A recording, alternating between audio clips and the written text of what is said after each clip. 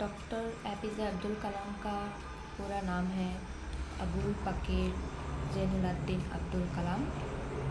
Doctor APJ Abdul Kalam के father का नाम था जैनुलब्दीन और मदर का नाम था आसियम्मा।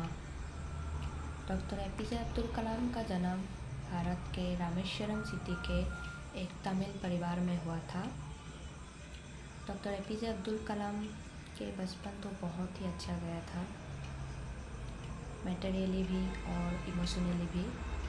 डॉक्टर एपीजे अब्दुल कलाम का बचपन अच्छे बीतने में न सिर्फ उनके परिवार का हाथ था, बल्कि उनके बचपन के खास दोस्त जलालुद्दीन, जो उनसे 15 साल बड़े थे, और उनके कजिन शमसुद्दीन का भी बहुत बड़ा हाथ था।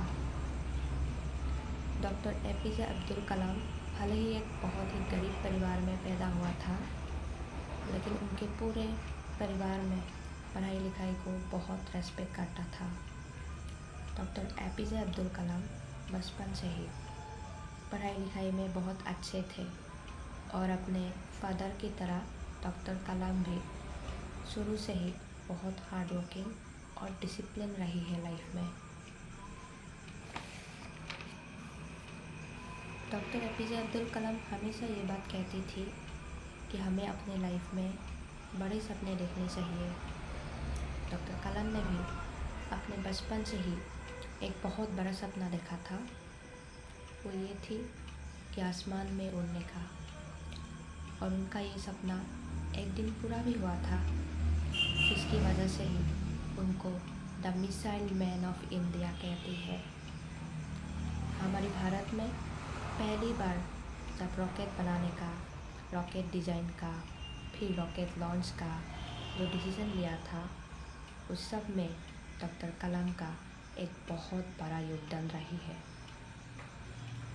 स्कूल से लेकर कॉलेज तक और अपने प्रोफेशनल पीरियड में भी डॉक्टर कलाम की काफ़ी सारी टीचर्स और मेंटर्स उनकी अच्छी गाइड रही है, जिन लोगों ने उनको लाइफ में आगे बढ़ने में बहुत मदद करी है। डॉक्टर एपीजे अब्दुल कलाम को एक बार उनके एक टीचर ने एक एडवाइस दिया था जो लाइफ में सक्सेसफुल बनने में बहुत मदद करती है। वो थी 3 चीज़: ख्वाहिश, यकीन और उम्मीद।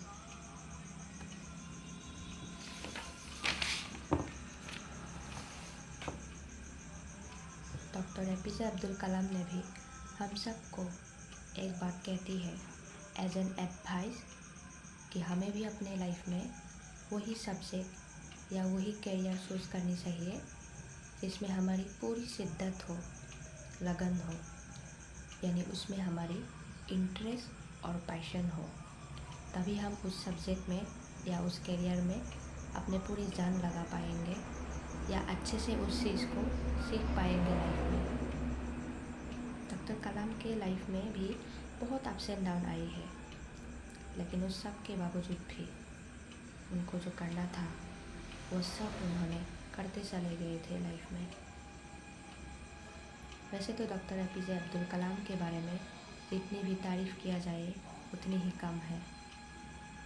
वो बहुत ही ज़्यादा हम्बल और डाउन टू अर्थ थे लाइफ में।